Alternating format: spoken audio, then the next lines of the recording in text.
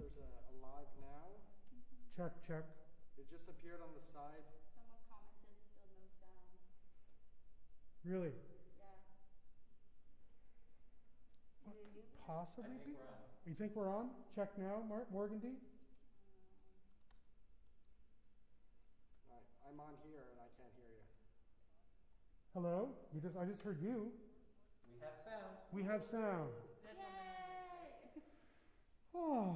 So do we have to change this now? No, this hasn't been connected to the YouTube at all. It's running its own Zoom room. Okay. So that was the beauty of this, is it? Yeah. It's separated. That's just our people. Yes, that's that little camera looking Right. at the conductor so they can Okay. play along at home. Right, okay. So tell me when, are we rolling? We are rolling in 1, 2, 3, 4. Here we go. Okay, let's try this all over again.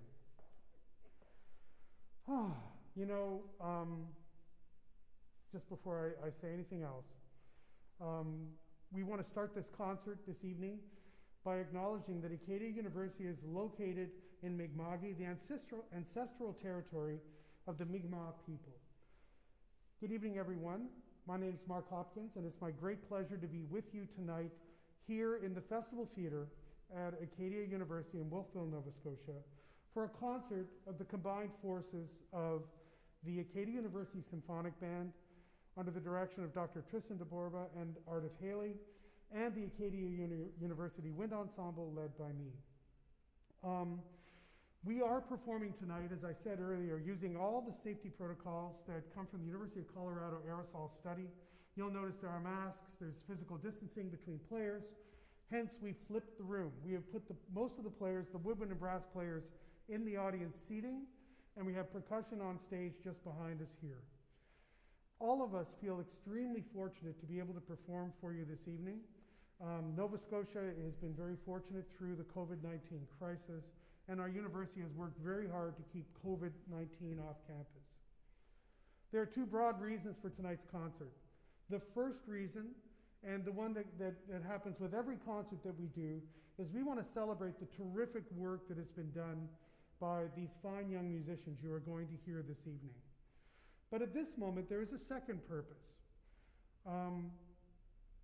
We plan to do tonight what musicians have done since time immemorial, to lend some context to the moment that is taking place in our country and in the world right now.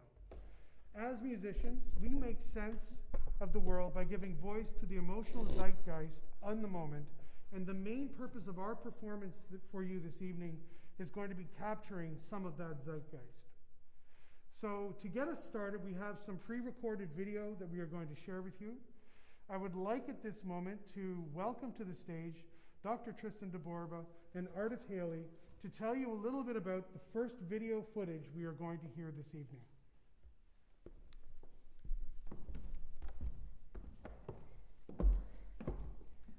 Welcome, everyone. It's such a pleasure to be able to share this time with you, and thank you for joining us. We thought we'd just offer a little bit of context about how we set up our rehearsals this year. Of course, first term we were virtual. Second term, the first evening of the second term, we were permitted to come together in person. I wish you could have been here with us for that moment. It was absolutely magical. After being in our homes, making music over the internet, we were here together, and it was very special, something that we really treasured and very much appreciated that we had that opportunity to do. And as Dr. Hopkins mentioned, we had 30-minute segments of large ensemble work, and then we would disperse throughout the building. We did student-led sectionals, we came back for large ensemble, and then we dispersed for chamber music opportunities, which really provided our students and ensemble members with opportunities for leadership and to really develop their personal music growth with each other in that collaborative small group setting. We also had people joining us virtually from home. We affectionately called them our virtuals, and we worked really hard to try and engage the people who were joining us virtually so that they would feel part of the ensemble and that they would be growing musically as well. So we hope that was the experience for them. We certainly enjoyed having them part of our ensemble. And so I just finally want to thank, Dr. Borba and I are so grateful for every single person in this ensemble. Every week you showed resilience, positivity, amazing attitudes as we worked through these challenging times to produce and celebrate every Tuesday night the opportunity to make music together. So from the bottom of our hearts, we just thank you so much for being part of this experience with us. Yeah, I want to echo Ardith's statement about just the joy of making music again after our virtual fall term. We made music in a different way in the fall, and just to make music together in person once again starting this winter was a real kind of magical experience. And all of these restrictions don't keep us from making beautiful music. And so what you'll hear in the symphonic band video that's going to play in a few minutes, two gorgeous pieces that I think just express beauty and joy and wonder and awe. So the first piece is by Jennifer Jolly, and it's Ash. And it's about her experience as growing up in California. The very first time that she saw this gray black dust falling from the sky, she had no idea what it was. It turns out it was ash from a nearby forest fire. And she talks about just the shock, but also the beauty and the awe of the experience. And then afterwards, there's a dance by Nicole Piono called Solace Dance. And she was inspired by a picture of sunset, and she said this picture is pure solace, it is pure peace. And she just imagined if one was dancing to this image, what would it sound like? And that's her musical portrayal. So please enjoy these two pieces that we prepared for you, and then afterwards you'll hear some music from Dr. Mark Hopkins and the Acadia University Wind Ensemble. Thanks, everyone.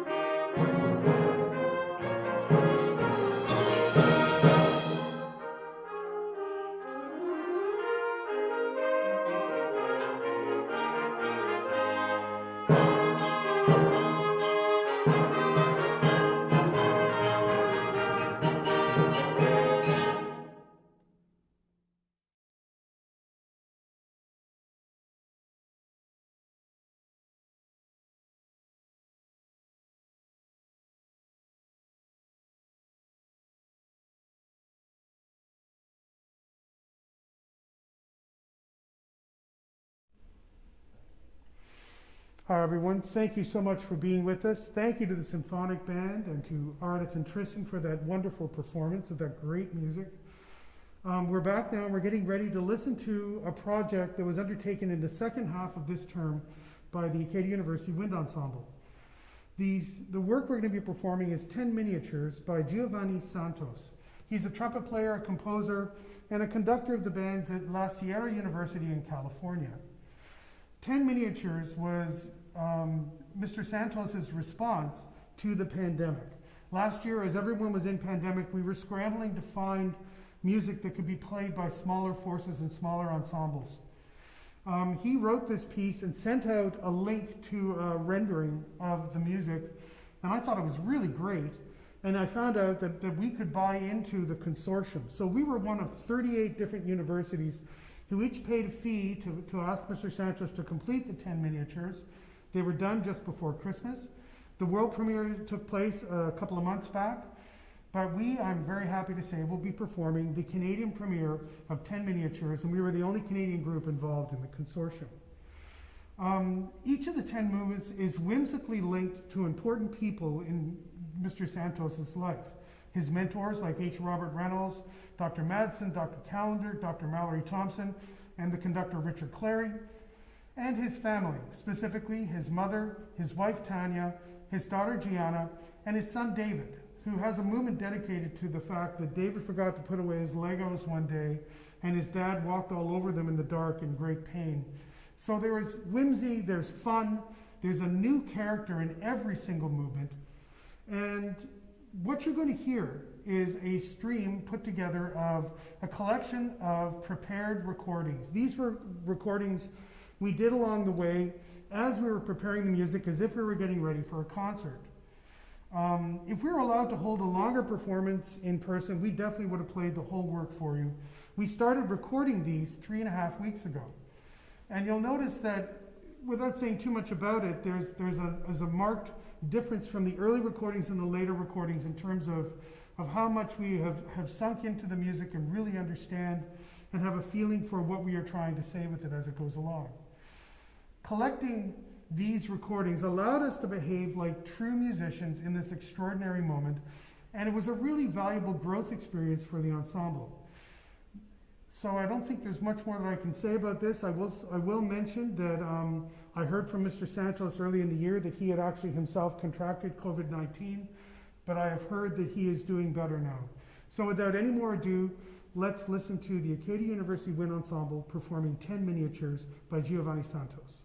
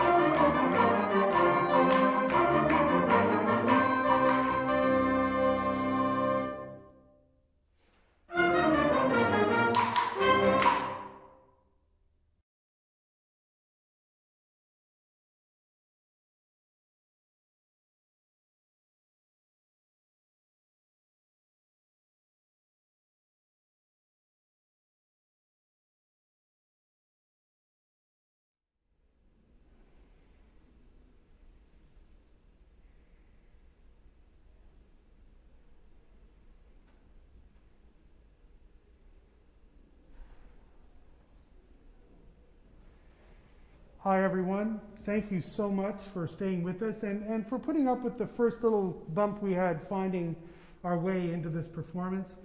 I am so incredibly proud of the Acadia University Wind Ensemble and the Acadia University Symphonic Band. We have been working hard to make the best music we can with the circumstances that have been handed to us, and I think you can see there's some really exciting things going on here. Right now, we're going to take about 10 minutes, so we're going to try to bring in the ensemble, the live ensemble, into the room and tune up and get ready to go. So we hope you'll be back, let's say at about 5 minutes after 8 p.m., 5 minutes after the hour, we'll be back and we'll be ready to start with the Letters from Home, Letters for Home portion of our program. Thank you.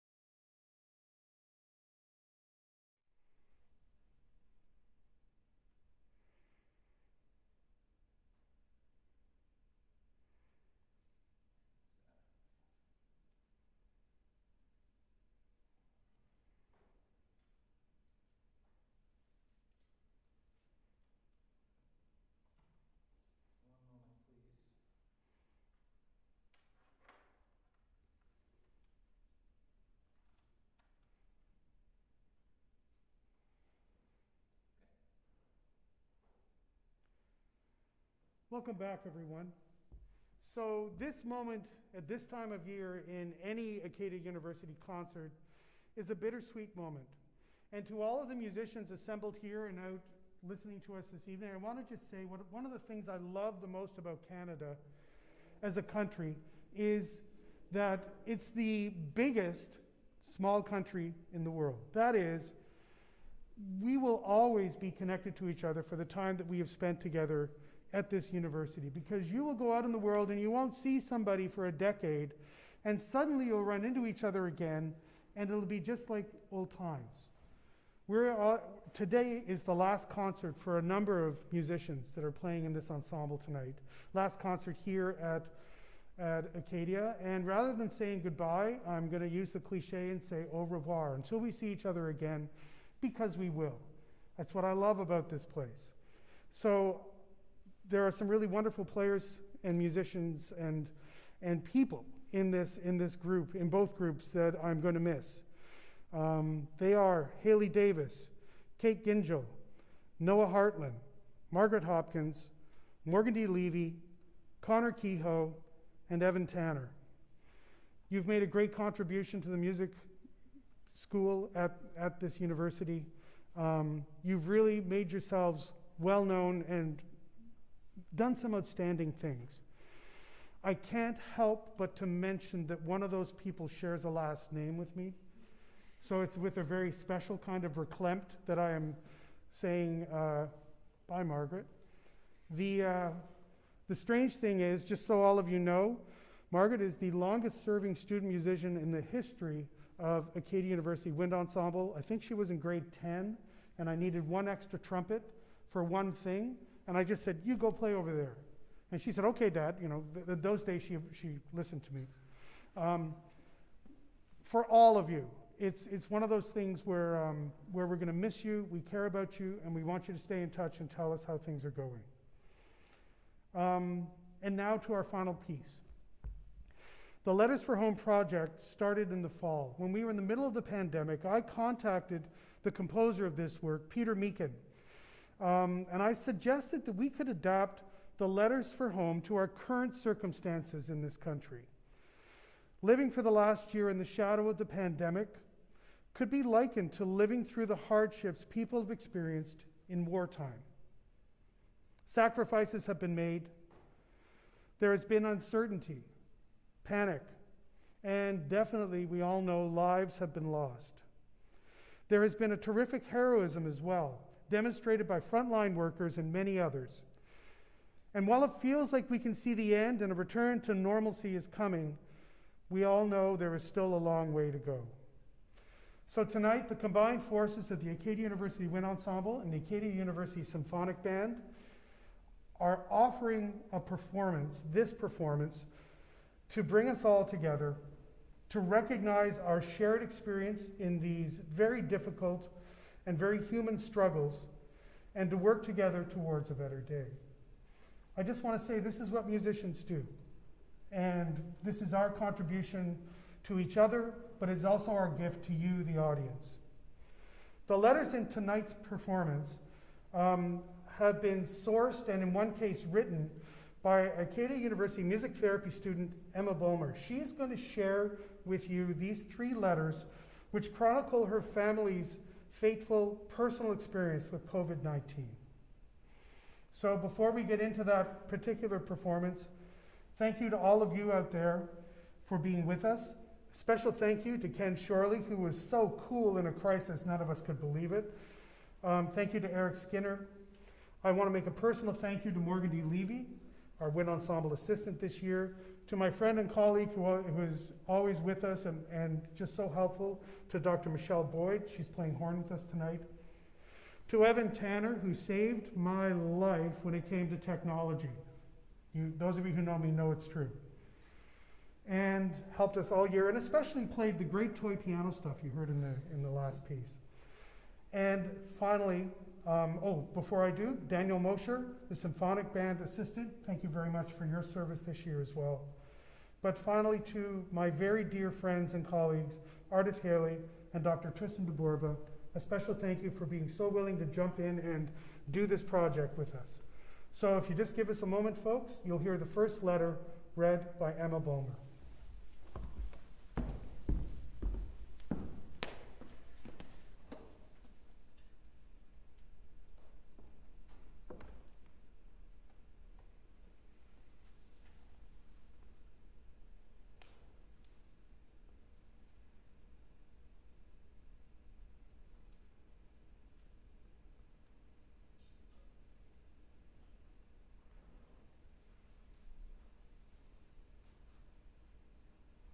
It was this time last year that I was away at Acadia while my mom, dad, aunt, and 3 of their friends were on a cruise in San Juan.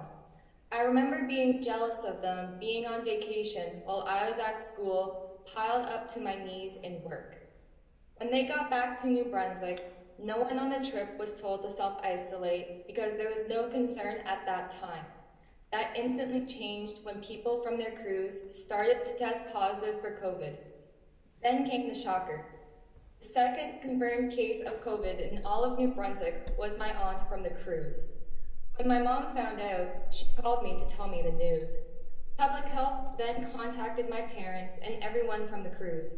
My older sister was living at home, but wasn't on the cruise with them, so they told her to move out immediately. Soon enough, Acadia was starting to cancel classes and closing down campus. I remember experiencing many different emotions from this and everything going on back at home. A few days after my sister moved out, I was told that I was on my own and moving myself out of residence. Then the nightmare really started. My mom, dad, and sister started to experience some symptoms of COVID and went to get tested.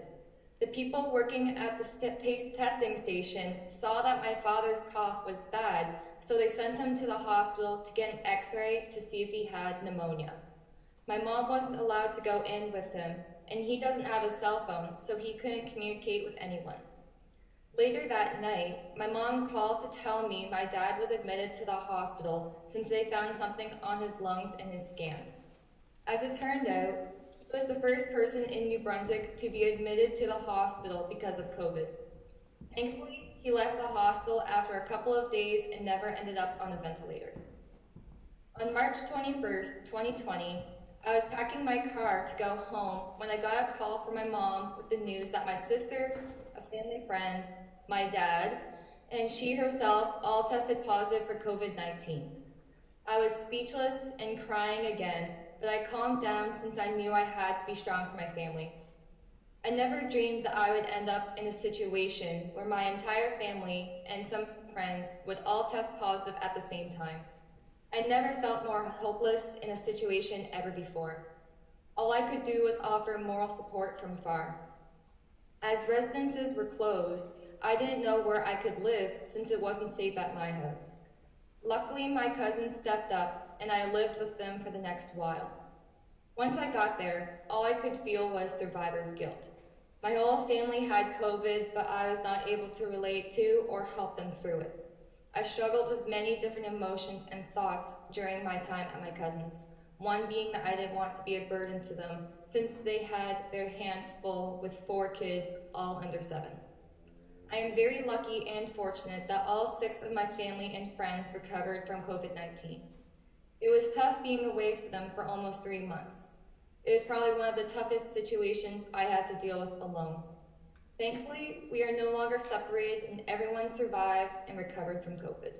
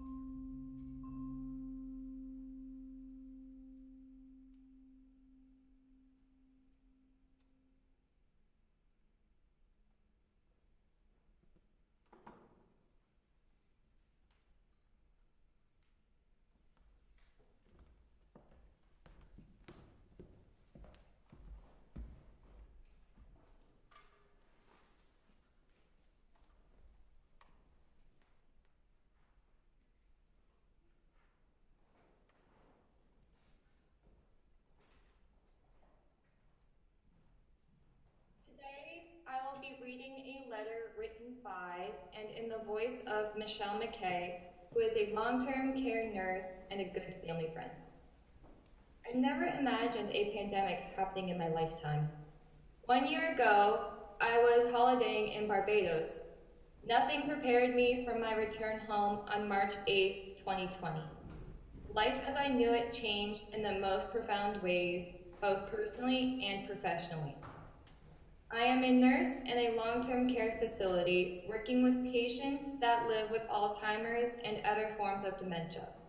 Before I took my cruise, I remember being in a staff meeting, hearing about and discussing this thing called COVID-19, never anticipating it could be so disastrous for people here in Canada.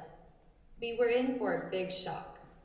My first week back, when I worked side by side with my coworkers and residents, I saw family and friends. I felt fine other than feeling a little jet-lagged. The following week, I got word that several people from the cruise and my traveling group tested positive for COVID-19. My heart sank. My employers ordered me to stay home and isolate, and I was tested immediately even though I had no symptoms. Rumors started to fly through my workplace that I had COVID-19. My family, friends, and especially my kids were terrified. When I thought about it, I was in contact with hundreds of people in the airport, on the plane, and all of my family since I returned. I felt guilty, like I have put my 100+ residents and coworkers at risk. I cried and worried all week. I wasn't allowed any physical contact with anyone outside of my house. When I got my test results from public health and they were negative, I had no clue how I avoided becoming infected. I got lucky. From that day forward, I made it my mission to follow all of the rules and ensure the safety of not just my family and friends, but also my residents and coworkers. Just the possibility of bringing that virus into my work home as well as my personal home was devastating. I didn't see my kids for weeks. That was the worst part. As a frontline worker, I understood my duty and was willing to go to battle with this virus. The PPE and the constant mask wearing is uncomfortable, but I wear them proudly so I can be a good example and to also do my part to keep the virus from hurting anyone else. I was the first in line for the vaccine when it became available. Despite this, we still cannot travel, we still wear masks and social distance. Businesses are struggling, kids are trying to learn online, the world is still going through waves of this illness. Now we have new strains of the virus. There seems to be no end. My residents have paid a heavy price. The worst patient impact from COVID-19 that I saw was when one of our residents couldn't handle not seeing his wife anymore, and he tried to get out. He took his walker and threw it into the window. He would put holes in the walls to see if he could break out. Unfortunately, he passed away early on in the pandemic. His death was not from COVID itself, but he definitely died as a result of the restrictions put in place, which kept him from seeing his wife in person. She was the only person that kept him sane and the only person that could calm him just by holding his hand. It has been a horrible year in so many ways, but I can honestly say that I have been inspired both personally and professionally. This letter has been very therapeutic for me to write, and I thank you for allowing me to share my thoughts.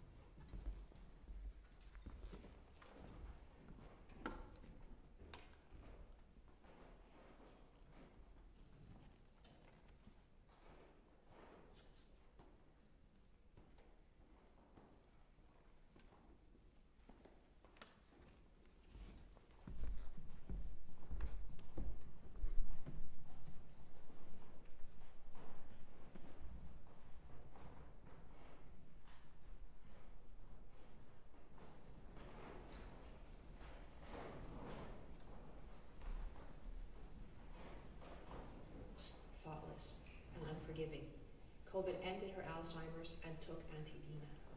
COVID is now. The disease that Auntie Dina had was heartless, thoughtless, and unforgiving. COVID ended her Alzheimer's and took Auntie Dina. COVID is now heartless, thoughtless, and unforgiving. I'm terribly sad, Auntie Dina. George and Lisa, your grandchildren, your husband, your friends, they still needed to have you around. They have accepted the Alzheimer's that was ravishing your mind, your body, and your soul. It was COVID that took you. That was something they and I could not accept. I would have liked a few months with you, Auntie Dina. I needed to share my thoughts with you.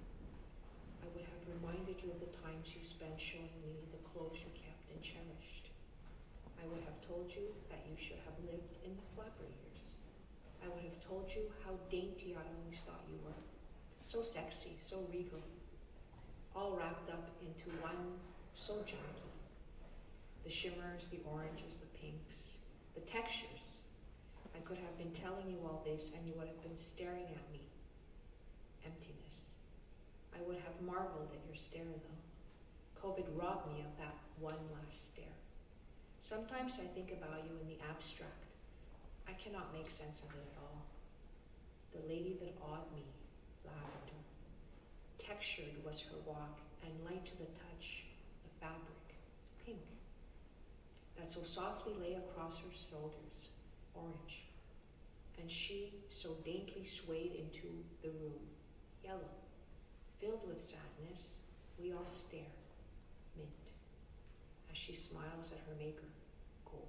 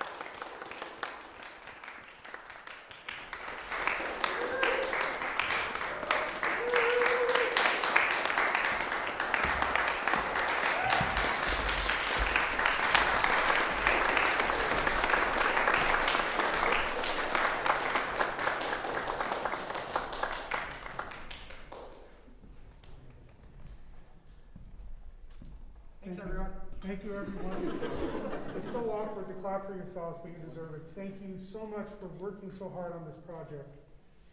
We'll see you next year.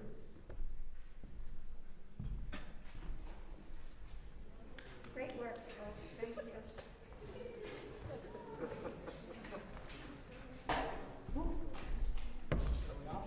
Oh my goodness.